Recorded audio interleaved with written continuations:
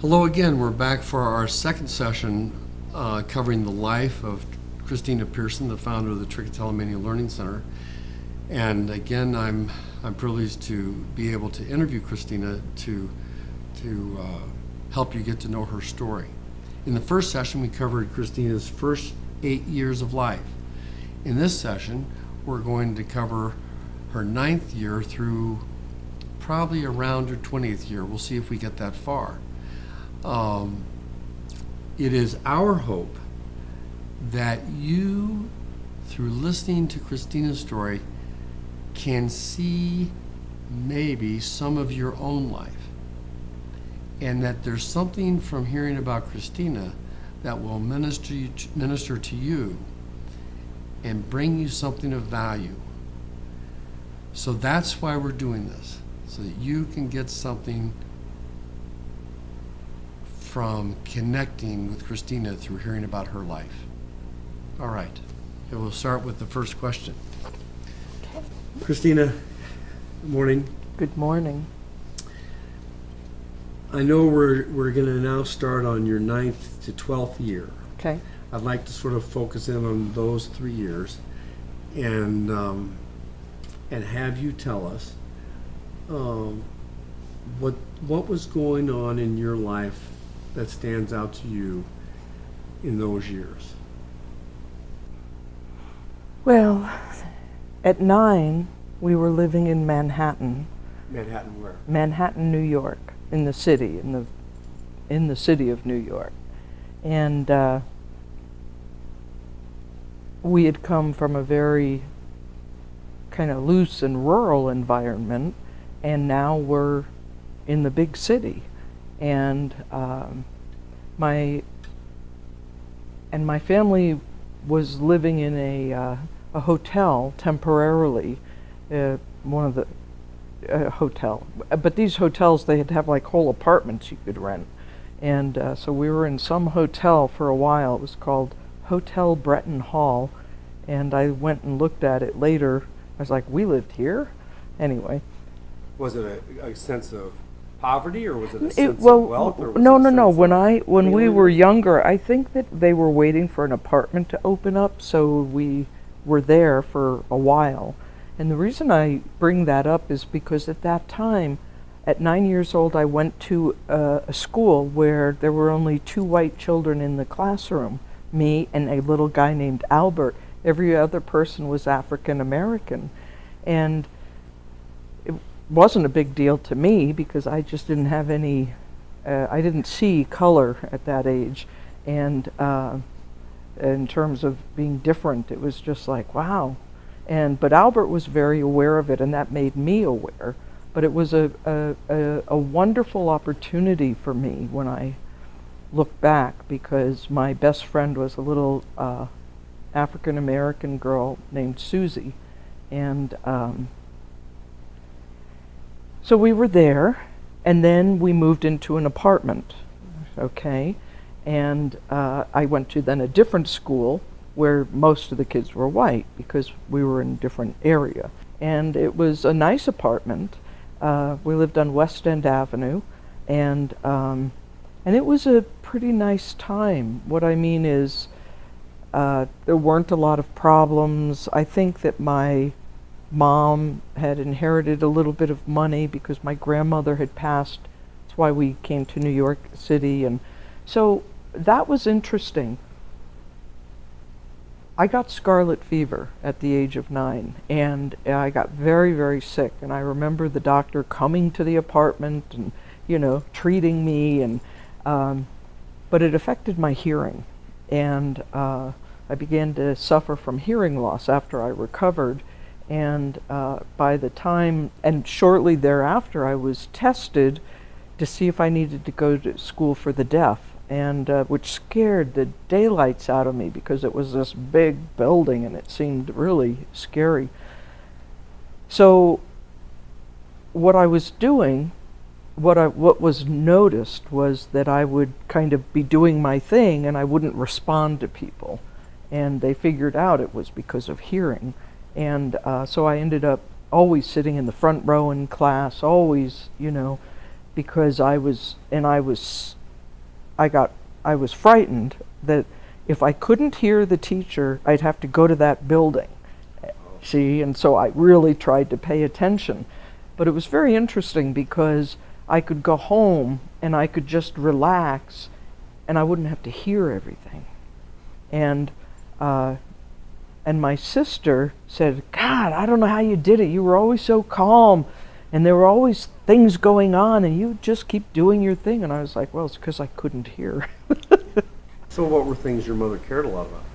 She did care about us kids. There were certain things, she didn't care so much about our presentation. I remember going to school wearing like a skirt with stripes and a plaid shirt and people saying to me, that is so wrong, but it was clean and so yeah, my mom had a funny taste. And she would if the hem was coming down, she'd grab a safety pin and pin it up, and then you'd be embarrassed all day. Did anybody see my safety pin? Or she'd scotch tape it. And the problem with that was that I didn't see other kids getting that kind of rushed care, you might say. And so it was just different. And would you say that this 9th year was pretty chaotic? No more than usual. It was actually pretty solid because there was the apartment, my school was a block away. I don't know what the other kids were doing. I was very much, at 9 years old, I was very aware of myself and what I was doing,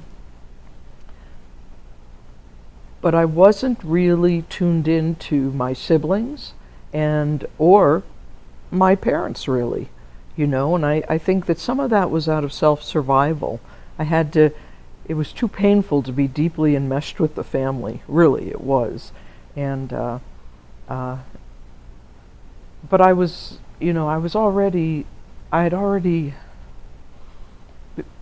I'd become skewed in how I was perceiving things. I was unaware of certain social boundaries and things like that. And so I was always and I had a very shaming event happen. And if you remember, when I was younger, we just ran around naked and it was all whatever. I didn't think about it. We had a young couple come and visit us in New York City, and this was a young man who was eventually going to become a monk. And he and his girlfriend came, and so they took a shower, and they took a shower. I took off my clothes, I jumped in the shower with them. I'm 9 years old, and they're like, I was like, okay, let's take a shower. And I remember wanting to reach out and fondle his genitals, and because it was right there, Mm-hmm. and he was so kind, because he just put his hand down and he said, Chrissy, we don't do this. And I got this feeling of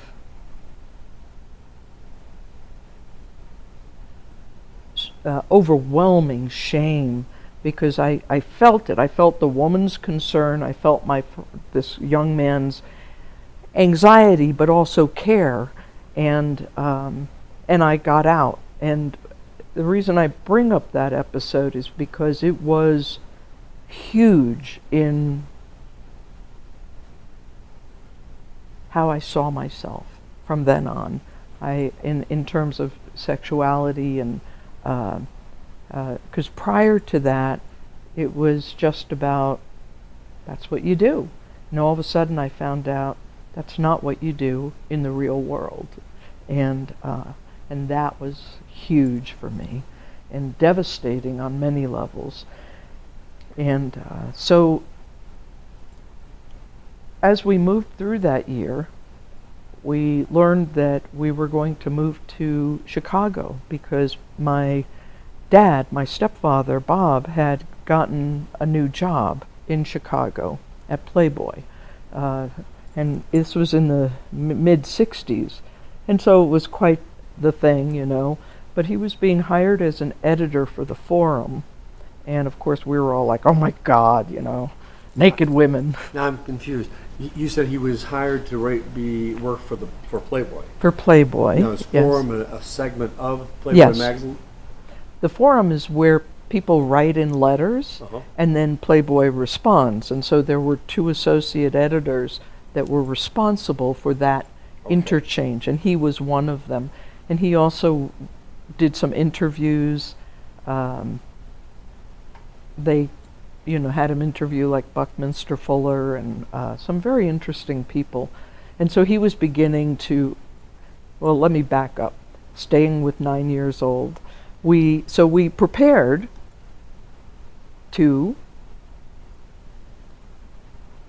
go to Chicago. So this is going to be a 3rd move in your 9th year. Yeah, and just as I was about moving towards 10, we moved to Chicago, and we got in this little apartment over by Grant Park, and we were there, and we didn't go to school because somehow, I don't know what the timing was, I can't tell you what it was, but we didn't go to school because we were going to move into a different dwelling in some other neighborhood. So I just remember my mom took us all to the park every day, you know, stuff like that.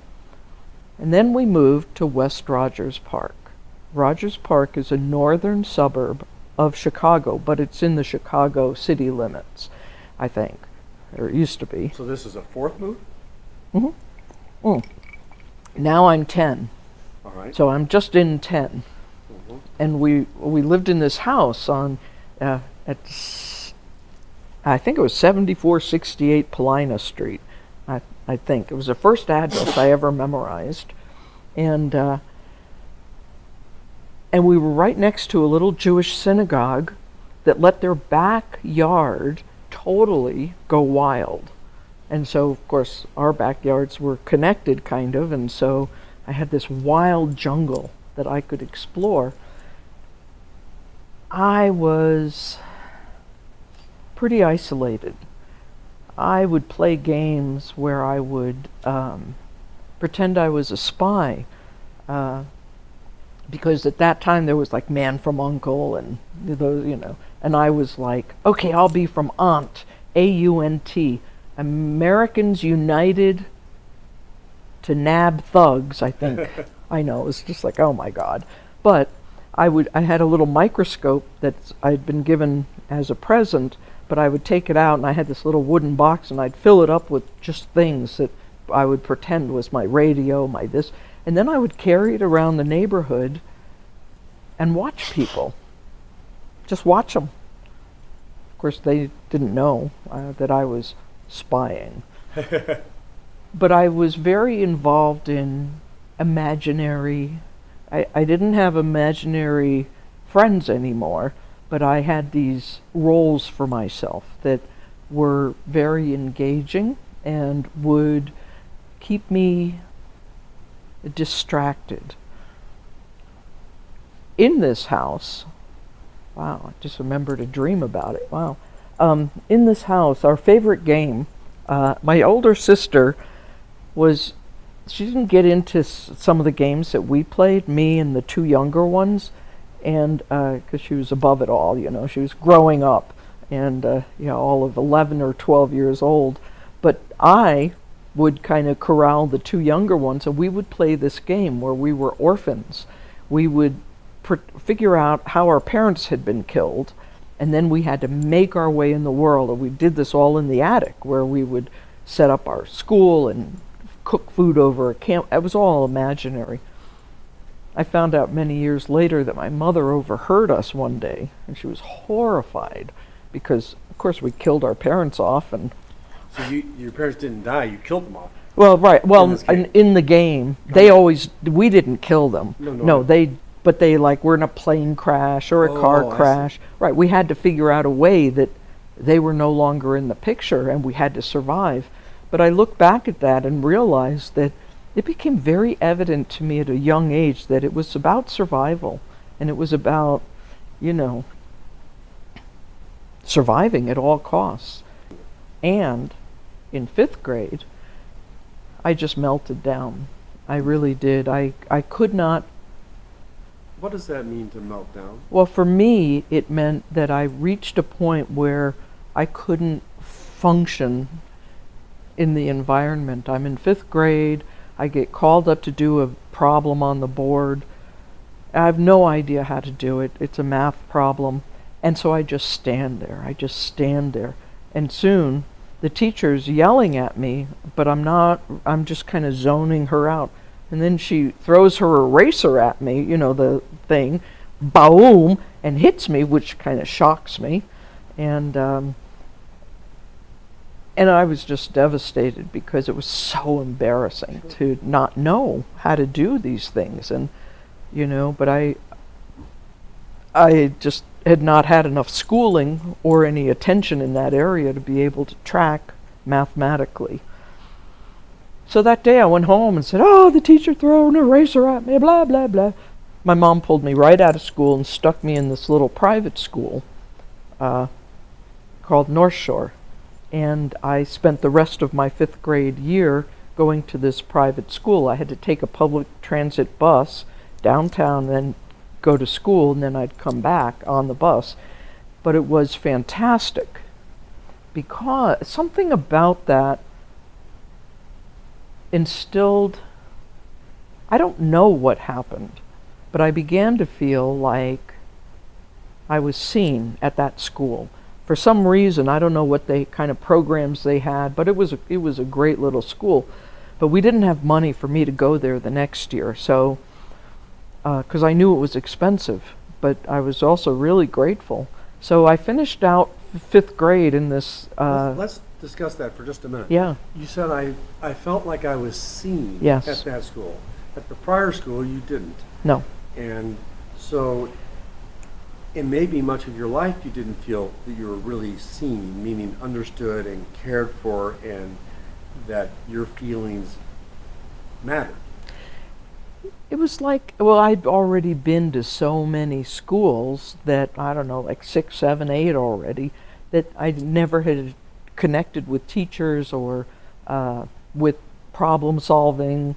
I had become a voracious reader, which was my saving grace, because it educated me in a lot of ways. But everything else was like, What I saw was my parents did not clash with edges. My mother and stepfather, who's really I would call my father because he raised me, they had their problems, but interpersonally, they communicated. And I would go over to somebody's house where, gorgeous house and all this, but I could see that the parents couldn't communicate, and that, there'd be like these walls of anger or whatever, or sadness, and I was just aware of that. And I didn't understand it. I just knew it was there. Sure. And but I could see that even with all the chaos in my own life, I had parents that were able to communicate with each other pretty well. That was interesting. They couldn't manage like all the other stuff, but they communicated, and that was good for a child to see. Mm-hmm. So you had an amazing chaos, but you had parents that could communicate. All right. Mm-hmm. All right. So let's go. So where do we go to from here? Well, let's jump ahead, because when I left the little private school, North Shore, I went through summer, and now I'm getting up to 11, and it's time to go to school, and I have to go back to the public school where I had left the year before. And there was a shift. I went into 6th grade. I was 11, and I began to make friends. And it was extraordinary for me because we were in one place long enough to make friends, and but there were problems, and we were still living in the same house, and for instance, but things were pretty chaotic, and I'd have to say that my mom's depression must have been big. I really don't remember where she was, but here's an example of something that happened. We had a dog named Skipper, missing part of his leg. Got him at the pound. And one day, for some reason, there was a little room on the second floor, like a spare bedroom, that nobody was living in it, so it just had stuff. But we would play in there a lot. I would play with the two younger children, and anyway, I don't know why, but I fed the dog in there and left the food on the floor. I think I shut the closet. I don't know what I did, but at some point, I went back into that little room, which is painted light lavender, and I saw the dog food, and I saw it was filled with maggots. And I was like, ew. So what I did, I just put something over it. I just put like a little rug over it, or, you know. Now, how old were you? Now I'm 10. You're 10. I must be 11. I'm right. 11. I'm sorry. Yeah. So, but Why would you just cover something and put something over it? because it was yucky. Okay, then I'm going to ask another question. I felt like it was my fault that it was. That it was there. Yeah, I had left it there. Mhm. I saw the maggots. I could not deal with them. I think I'd go and tell my mom. No, because I'm the one that left it. I thought why wouldn't you tell your mom? there was no reason to. I felt like, I don't know why. But I had seen my mom at that very house. I had seen her when people were coming over. She'd real quick clean up, and she literally would sweep the dirt under the rug. Pick up the rug, sweep the dirt under it, because she couldn't find the dustpan. And so, to me, you have something, you just cover it. Okay. So, here's the rest of the story. A week or so later, I open the door to that room, and there's a cajillion flies, little black flies. Sure. And I'm horrified because it's all my fault. And I didn't know what to do. I began to just like, oh my God. So I went and I got a fly swatter, and I went in there and I started swatting. And I put a sign on the door, no one go in here. I'm like 11 years old, and my mom, I don't know where my mom was, but anyway, what happened was Bob, either he read the sign. Who was Bob? My stepdad. Okay. My stepdad came home from work, must have heard from my mom that I had a sign on the door, so he went up there, opens the door. I said, what the hell? What happened here? And I was always afraid that he would get angry, because I didn't like it when he got angry. I didn't like it when anybody got angry, but because it was very frightening. Did he get angry a lot? He was pretty easy to trigger, but it really wasn't big anger. Wasn't like rage. It was more frustration and, tiredness and stuff like that. But every now and then he'd go into a rage, and that was brutal. But I was really afraid that these flies were going to trigger a massive rage. And he surprised me, because what he did was he said, I'm going to help you with this. And in looking back, I felt so responsible as an 11-year-old. I had to protect the family from these flies. It was my fault. I never entered my mind that grown-ups could help, because they were not.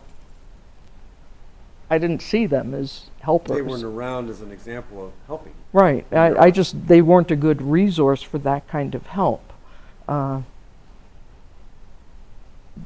And so I did. We killed all those flies, cleaned the room out, but it made me sick, and it made me, to this day, when I see maggots, it's different, because I'm good with life. Maggots? Ugh. You have an awful memory. Yeah. And you felt guilty about leaving the food in there. Yes. But your father, in this case, answered in a very good way for you. Said, Yeah. I'll help you with this. Right. I think he saw that my mom could not. I think he saw that I I don't know what he saw. I just know that he made that decision, and I was so grateful, so grateful. But, you know, it talks about how could this go on in a house and nobody know it for 2 weeks, that room is giving birth to thousands of flies. Or that you couldn't talk to your mother about it. Right. Or that you couldn't talk to your father about it and say, you know, I left the dog food in here and they're maggots and I'm afraid to touch them. And so you couldn't even... No, see, and that's the thing, and this is for me critically important. I learned that telling the truth was not good enough. Either you needed to hide it or make a story. And that's like lying. And so I learned to lie very effectively. And I realized I got a lot of that from my mom.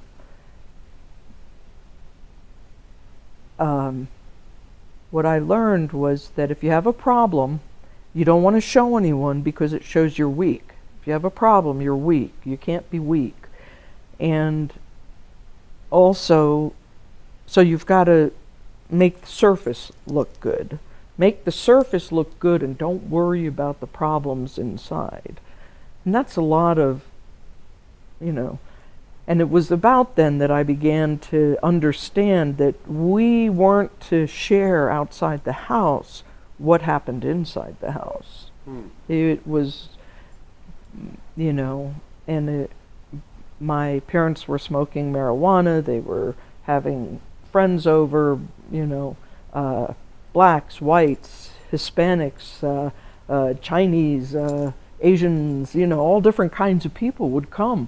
Most of my friends had friends that were either all white, maybe all black, whatever, but they were more segregated, but our household was not.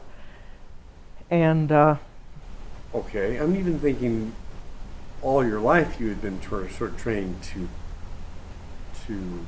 not tell the truth. right, but now I was becoming conscious of it. Okay. See, But it speaks of a very unhealthy environment. It speaks of a very tense environment. And it speaks of one where you can't be authentic with your parents. right. No, and no. In fact, it was about this time when I really stopped taking my problems to my mom, because it would upset her and she would get hurt and she'd feel bad and then I'd feel miserable. So I didn't do that. And I was pretty messed up. Anyway. I was gonna say, it speaks of a lot of inner loneliness. Oh, do you have that right? I was so lonely. And I had already, back in New York, started looking out, looking up, saying, and crying when I'd see the stars in the sky. Why did you leave me here? Why did you leave me here? I'm all alone. Take me home. Who do you think you were speaking to when you looked up at the stars? Anyone. Anyone. Okay. Yeah. I mean, literally, I just had a feeling that I wasn't, that I was home, but I wasn't home. And I don't know, I spoke earlier about how at 6 I had felt homesick, but I was home, so that's a problem, because you don't have anywhere else to go. But you have this longing for something. And I had this deep longing. And by this time, Longing for being seen and loved and held, and in a different way than I was being seen and loved and held, in a different way. maybe a safe way. Yeah, a real safe way. Yeah, I just wanted something that, it just felt like I already was living a lie. At 11 years old, living a lie, okay? Because you just had these layers of, you can't tell them this, you can't, can't tell my parents this, I can't tell my friends this. I mean, there's all this stuff. And so it was confusing. I think that sort of draws a picture of a sense of your picture through age 11 is You want to talk about anything in age, anything stand out to you, a major event that stands out to you at the age of 12? Actually, right before I turned 12, when I was 11, it was summer, and we had moved to a new apartment. Okay, we just always were moving. And but we were still in the same school district, so I was still seeing the same kids. It was new behavior. Anyway, so at 11, I decided I wanted to die. And one day what I decided was, and I had seen Romeo and Juliet. Oh, God. Oh, my God. And so I wanted to die on our dining room table. I wanted to be naked, and I wanted to push a knife in my heart and have my family wake up and see me. And what were you I wanted them thinking to they feel would feel? sorry for me, Right, sad for me. right. Because Oh. you were miserable. I was miserable. I'd already tried to move into the hall closet, because I felt like there wasn't any room for me. I felt like I shouldn't take up any space, and So you felt a great deal ashamed. yes. You felt very lonely. Uh-huh. You didn't feel you had a home. No. I didn't even know what home was. I didn't know what home You was didn't know what home was. until I married my husband. Hmm. I did not know. So here you are, and you're so bereaved and bereaved for so long that you were saying, I just want to die. Yes. I just want to die, and then I want my parents to see what they did to their child. They I can't think of the right word. It's like they created an environment that emptied you of contentment.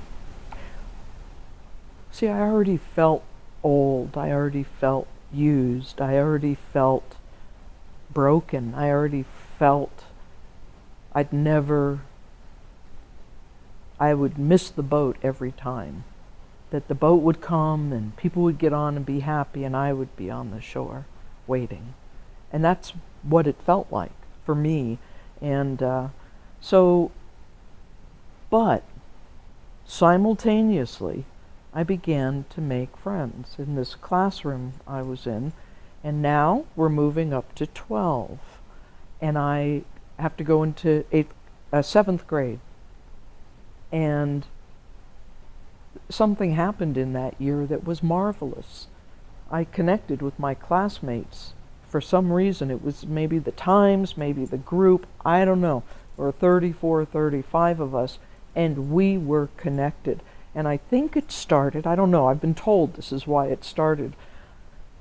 My birthday was in August. We went to school in September. That's how it was back then. Well, my birthday, I invited all my classmates, and I was the first person to invite everybody in the class, both boys and girls. And they showed up. You mean you were the first person? Others had birthdays, but they just Yeah, had but the they would girls invite all the girls or all the boys or Okay, so you or invited everybody. or their favorites, but no mixed groups. But that all changed after my birthday, and we had fun. And it was very interesting because I began to feel seen by my peers at 12, and something clicked, and I also did better in school. Never did good in math, but in science I excelled, and I won the school science award, and then I went to the district level and then the state level. Never made it past that, but I don't know. But it gave me a taste of I had a good brain. Suddenly I was like, I recognized I had, and I had previously wanted to be an astronaut, then I wanted to be first woman president, and then I wanted to be, a doc, all kinds of things. And I was and I felt that science was my avenue. And there was one girl, I thought she was like really big, but she wasn't. And she was kind of like the class, top of the class, bully kind of, I'm in charge and you're not. And so she told me she was going to beat me up. I took off my coat, I threw it down, I said, okay, let's go.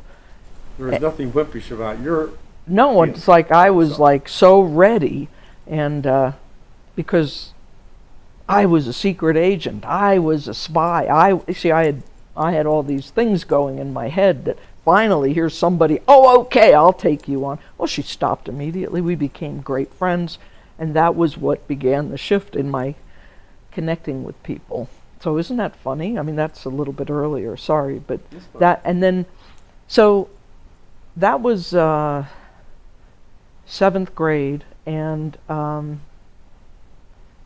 in that next summer, I began to, in somewhere in there, I pulled my hair. Somewhere in there, because I was sitting in class, I was totally bored, and the only memory I have is that I was braiding. I was sitting there, and I had these blonde hairs on my desk, and I was braiding them and trying to make a ring to go around my finger, and it was my hair. I had to pull it out. I don't have memory of pulling it, but and then that just kind of disappeared for a while. Wait, disappeared, you mean you didn't Meaning pull any more I hair? didn't pull any more, but I'd always chewed my fingernails, and when I could, I would put my foot in my mouth when I was in the bathtub to chew my toenails off. I just never thought about it.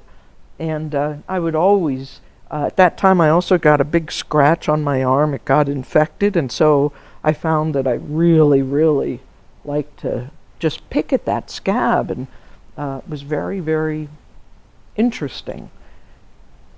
So, At that time, it wasn't interesting. It was, you wouldn't use at age 12, you wouldn't use the word interesting. well, I'm using it actually because I did think it was interesting, meaning it was because it was all bumpy, and as the scab would come back, and I was amazed at the texture. How could my skin be smooth and then have this bumple that was going to end up leaving my skin smooth?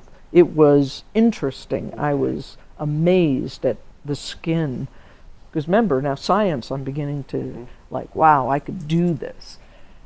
And I'd been smoking marijuana for a while, and taking a few pharmaceuticals, meaning like we'd steal diet pills out of the parents, not my parents because they didn't have them, but other parents had, women had diet pills and Valium, and so we'd steal them and do them, eat them.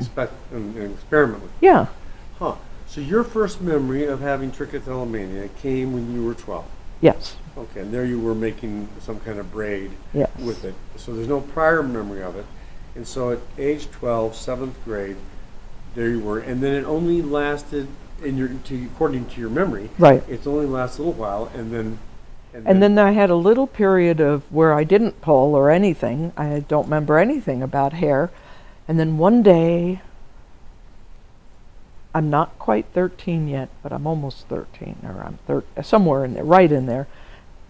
And I'm lying on the couch in the living room. I'm reading Lord of the Rings, Tolkien's trilogy, and I'm so into it. I just am like wanting to be there in the mountains with the dwarves. And I put the book down because I was tired, and I noticed there was like this pile of hair. And I said to myself, and I had this realization, I've been doing that. I've been doing that.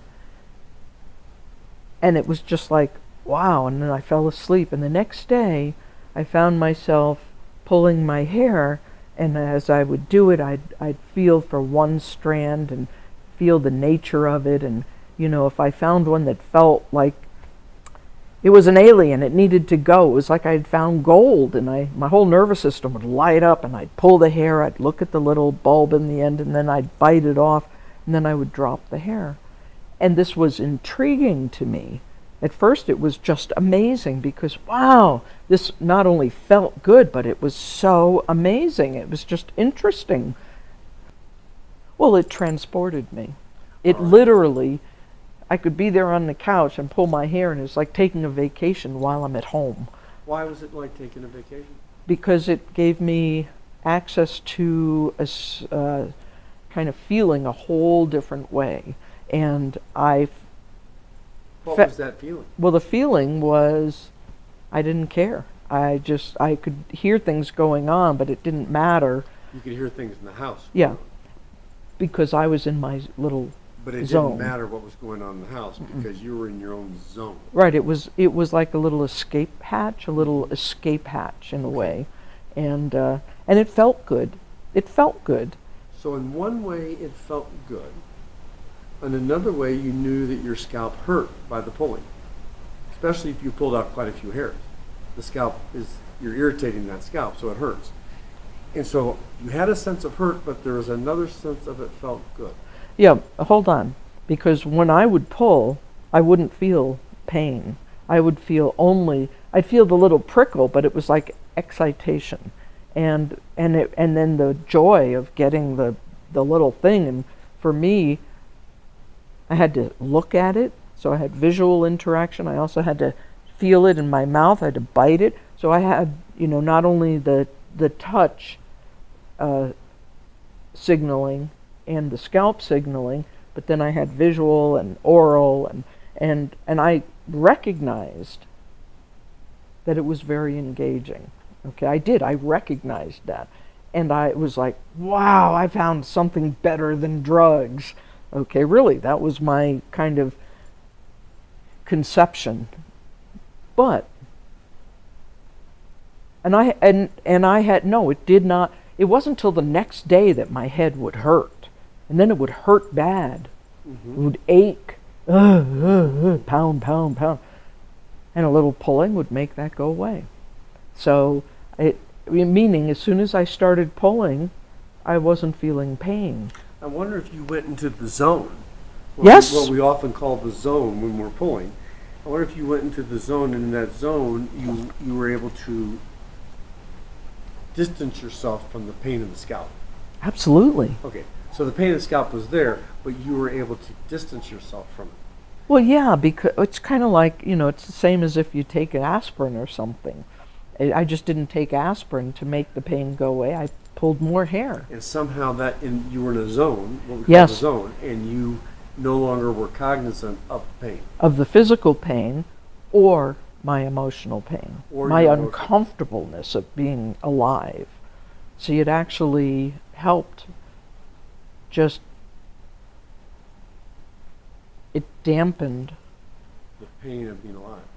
the pain of just existing, And I remember at that time lying on the floor reading a book. I was reading a book and I felt my hip bones pushing into the floor, and I was like, oh, because my body was changing, my hormones, I had started menstruating, my hips were, spreading a little, my breasts were growing, and I was angry because this was all without my okay. It was all changing without me participating. But I'm not sure what that has to do with... Well, it had to do with that whole time of being uncomfortable. Mm-hmm. Uncomfortable in my body, uncomfortable with my urges, uncomfortable with, boys, Could you talk to your mother about your changing body? My mother had explained from about 9 on that there were going to be physical changes. There were going to be feeling changes. There were going to be, I'd start menstruating. And so all that was very practical. I had a very young Japanese girl in my 7th grade class who might have been, anyway, she was at school and she was crying, and we're like, what's wrong? What's wrong? She thought she was dying because she was bleeding. Mm-hmm. Her mother had never told her she was going to have a period. So here you were, and your body was actually changed. You were 9. You were now... No, I'm now 12. No, I know. Yeah. Your mother told you about that when you were 9. Yes. Now you're 12, and you're in 7th grade. Your And body is changing. Yeah. And I'm saying, could you go and talk to your mom and say, gosh, Mom, these changes are occurring. No. So your mother was not approachable. Well, she probably was, but it didn't enter... I wasn't interested in taking anything to her because it was more problematic. My mom was where I went for some practical things.